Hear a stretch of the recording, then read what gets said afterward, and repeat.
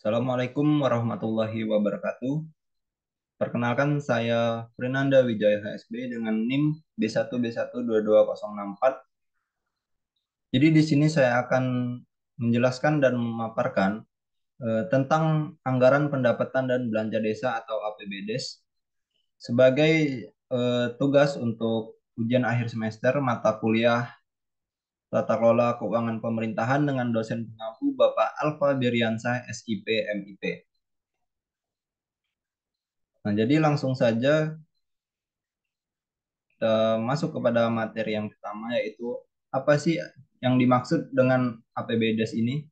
Nah, jadi anggaran pendapatan dan belanja desa atau APB desa adalah rencana keuangan tahunan pemerintah desa yang dibahas dan disetujui bersama oleh pemerintah desa dan juga Badan Permusyawaratan Desa atau BPD.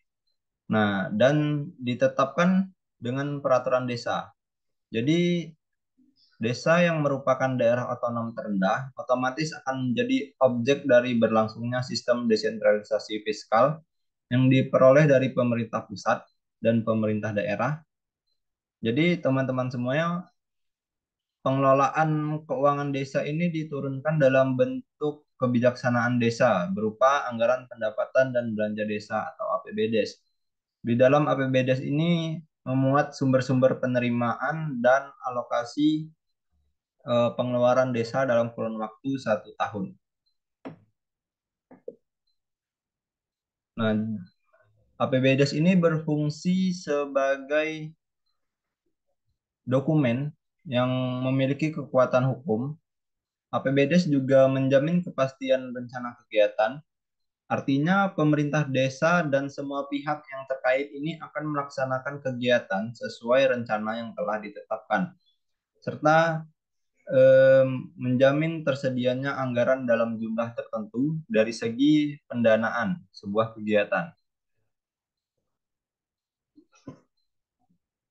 Nah, jadi ada 7 sumber pendapatan yang merupakan sumber daya penting yang memungkinkan pembangunan desa dan kesejahteraan masyarakat setempat.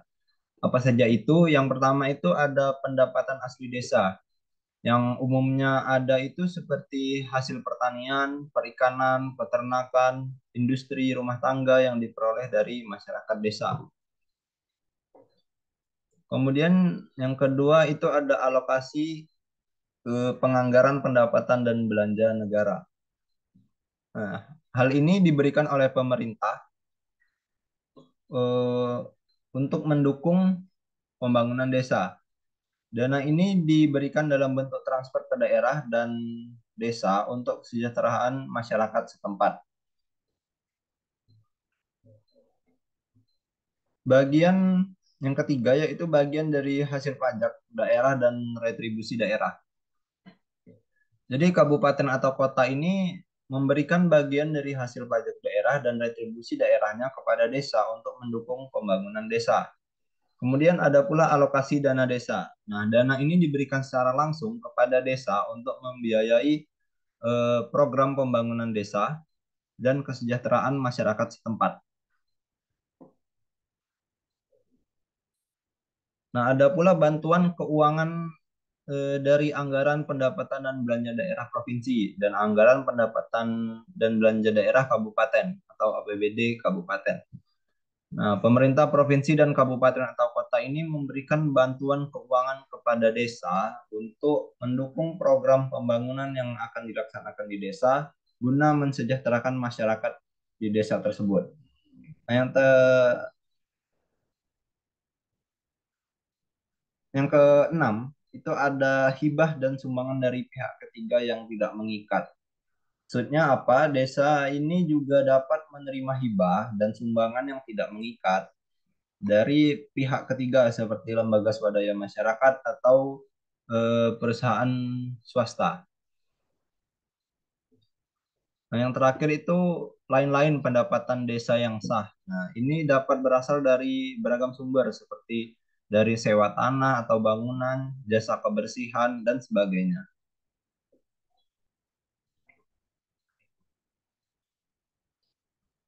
Nah, selanjutnya kita masuk kepada struktur penyusunan APBDes. Nah, ini ada tiga komponen utama, yaitu yang pertama ada pendapatan desa. Nah, yaitu pendapatan desa itu apa? Pendapatan desa ini merupakan semua penerimaan uang melalui rekening desa yang merupakan hak desa dalam satu tahun anggaran yang tidak perlu dibayar kembali oleh desa. Nah, pendapatan desa ini pula terdiri dari pendapatan asli desa yang bersumber dari hasil usaha, hasil aset, hasil swadaya dan partisipasi atau gotong royong masyarakat setempat. Dan bisa juga berasal dari hasil BUMDes, tanah kas desa, dari pasar desa atau hasil gotong royong masyarakat desa. Kemudian ada transfer, yang dimaksud dengan transfer itu bersumber dari dana desa atau bagian dari hasil pajak daerah, kabupaten atau kota, dan juga retribusi daerah tadi. Nah, ada pula alokasi dana desa atau ADD, ada juga bantuan keuangan dari APBD provinsi dan juga APBD kabupaten atau kota. Nah, pendapatan lain-lain yang ada di Korpain tersebut, yang dimaksud pendapatan lain-lain itu ada hibah atau sumbangan dari pihak ketiga.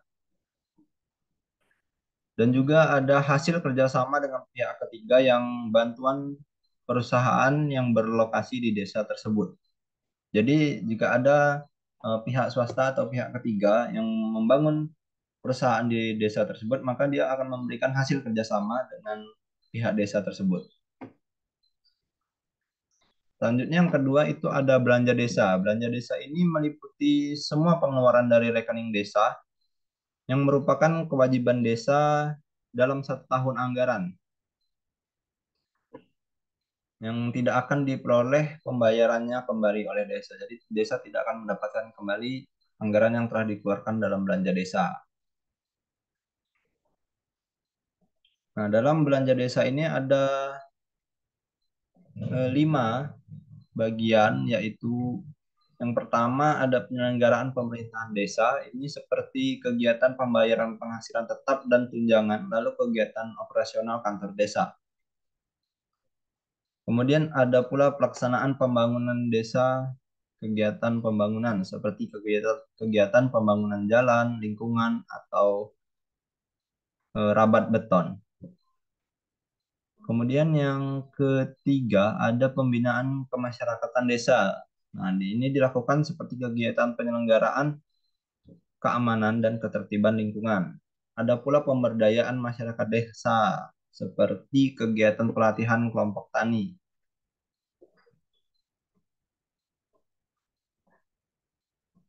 Nah, yang terakhir itu ada belanja tak terduga. Selanjutnya kita masuk kepada pembiayaan desa. Pembiayaan desa ini apa? Pembiayaan desa itu merupakan semua penerimaan yang perlu dibayar kembali atau pengeluaran yang akan diterima kembali, baik pada tahun anggaran yang berlangsung maupun pada tahun anggaran berikutnya. Nah, pembiayaan desa ini terdiri dari penerimaan pembiayaan, itu mencakup sisa lebih perhitungan anggaran atau silpa di tahun sebelumnya. Ada juga pencairan dana cadangan. Dan kemudian yang kedua itu pengeluaran pembiayaan. Ini dapat berupa pembentukan dana cadangan, penyertaan modal desa. Nah,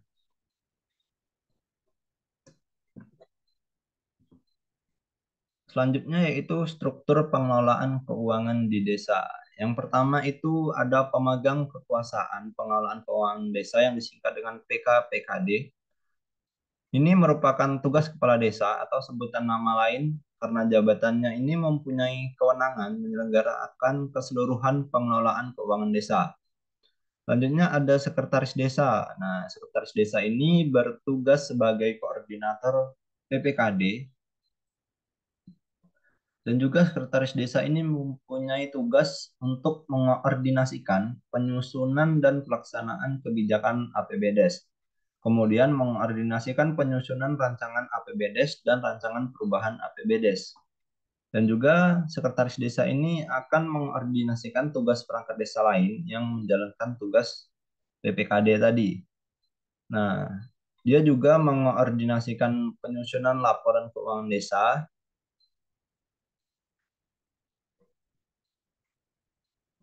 dalam rangka mencapai tujuan dari penyelenggaraan APBDes tadi. Selanjutnya itu ada bendahara desa yang merangkap sebagai kepala urusan keuangan. Jadi bendahara desa ini akan melakukan penatausahaan yang meliputi atau menerima dan juga menyimpan. Kemudian setelah menyimpan dia akan menyetorkan dan juga membayarkan serta mempertanggungjawabkan penerimaan pendapatan desa dan pengeluaran dalam APBDes. Kemudian ada kepala urusan dan kepala seksi. Ini bertugas sebagai pelaksana kegiatan anggaran untuk menyusun laporan pelaksanaan kegiatan sesuai bidang tugasnya untuk pertanggungjawaban pelaksanaan APBDes.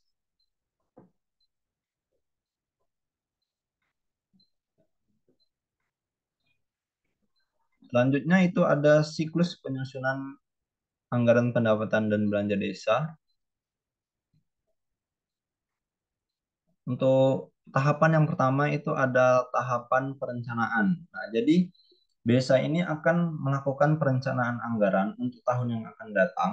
Nah, hal ini mencakup identifikasi program, proyek, atau kegiatan yang akan didanai oleh APBDes. Setelah perencanaan tadi, barulah dilakukan penyusunan anggaran.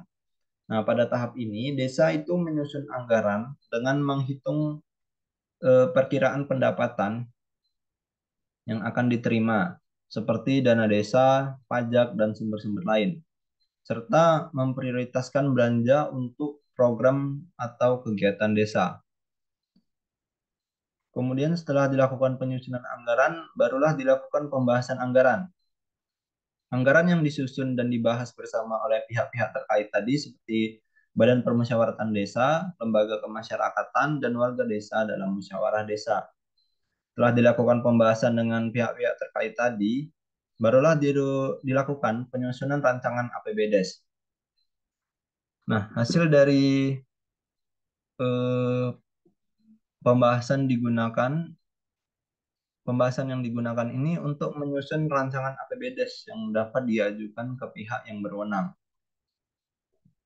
Kemudian setelah dilakukan penyusunan rancangan, dilakukanlah persetujuan. Jadi pihak berwenang ini menyetujui rancangan APBDes atau memberikan masukan untuk perbaikan.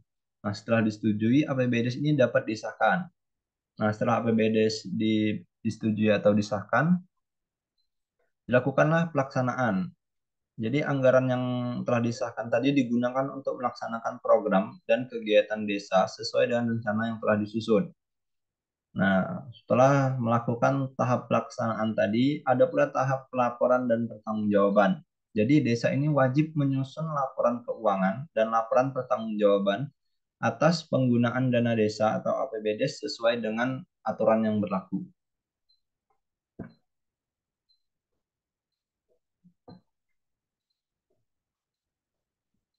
Nah, dalam tahap laporan tadi ada juga tahap pengawasan. Jadi proses pengawasan selama dilaksanakannya APBDes ini dilakukan oleh pihak-pihak terkait seperti Inspektorat Desa, BPD tadi, dan lembaga pengawas desa. Nah, dilakukannya pengawasan ini untuk memastikan dana desa atau APBDes ini digunakan dengan baik dan sesuai rencana. Nah, kita masuk ke tahap yang terakhir yaitu tahap evaluasi. Jadi setelah satu tahun anggaran ini berakhir, desa melakukan evaluasi terhadap capaian program dan kegiatan serta pelaksanaan APBDes ini. Nah, dalam menyusun APBDes tadi ada beberapa ketentuan yang harus dipatuhi. Yang pertama itu APBDes ini disusun berdasarkan peraturan desa tentang RKPD desa. Nah, APBDes juga disusun untuk masa 1 tahun anggaran. Terhitungnya itu mulai 1 Januari sampai 31 Desember di tahun berikutnya. Nah, yang ketiga itu rancangan APBDes ini harus dibahas dan disepakati antara kepala desa bersama Badan Permusyawaratan Desa atau BPD. Nah, yang terakhir atau yang keempat itu APBDes juga dapat disusun sejak bulan September dan harus ditetapkan dengan peraturan desa selambat-lambatnya itu pada 31 Desember pada tahun yang sedang dijalani. Nah, untuk pihak-pihak pihak-pihak apa saja yang terlibat dalam penyusunan APBDes, ini yang pertama itu ada kepala desa. Jadi kepala desa ini berperan untuk membahas Raperdes APBDes dan Ranperdes APBDes yang